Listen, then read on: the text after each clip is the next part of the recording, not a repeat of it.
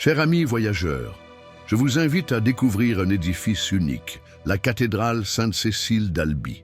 C'est la plus grande cathédrale en briques au monde, un véritable chef-d'œuvre de l'art gothique méridional, classé au patrimoine mondial de l'UNESCO. Sa construction débute en l'an 1282 sous l'impulsion de l'évêque Bernard de Castanet, à une époque où la région est encore marquée par la croisade contre les Cathares. L'édifice est donc conçu comme une forteresse imprenable pour affirmer la puissance de l'Église catholique face à l'hérésie. La cathédrale est bâtie en briques rouges, un matériau de construction local et économique. La première phase des travaux, qui dura environ 70 ans, a permis de construire le grand vaisseau de la nef, immense et sans transept, une caractéristique du style méridional. Les murs extérieurs, dépourvus de fenêtres à leur base, sont percés de meurtrières pour une défense optimale, donnant à la cathédrale son aspect de forteresse. Le style architectural de Sainte-Cécile est unique. Il s'agit d'un gothique méridional pur et dur, adapté aux contraintes de la brique. L'absence d'arc-boutant à l'extérieur est compensée par des contreforts massifs en forme de tour. Son intérieur contraste radicalement avec la sobriété de l'extérieur. Au XIVe siècle, l'église est achevée, mais les décors intérieurs se poursuivent jusqu'au XVIe siècle.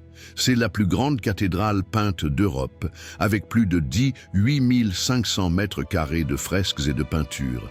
Le chef-d'œuvre est sans doute le Jugement dernier, une immense fresque qui couvre tout le mur ouest et qui est l'une des plus grandes de son genre.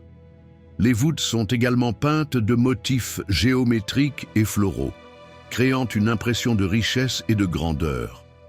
Plusieurs éléments architecturaux et décoratifs en font une cathédrale remarquable.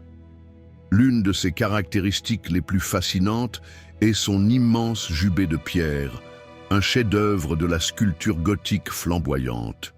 Il sépare le chœur des chanoines de la nef des fidèles et est orné d'un millier de statues finement sculptées. Au cours des siècles, la cathédrale a survécu aux guerres de religion et à la Révolution française, où elle a été préservée des destructions grâce à son caractère forteresse. Elle a servi de lieu de culte et de refuge pour les habitants. La construction de la cathédrale s'est échelonnée sur plus de 200 ans. Elle a été un projet ambitieux et a mobilisé des générations d'ouvriers et d'artistes. La tour-clocher, d'une hauteur de 78 mètres, a été achevée au XVe siècle. La cathédrale Sainte-Cécile d'Albi est bien plus qu'une simple église. Elle est un témoignage monumental de l'histoire, de l'art et de la foi de toute une région.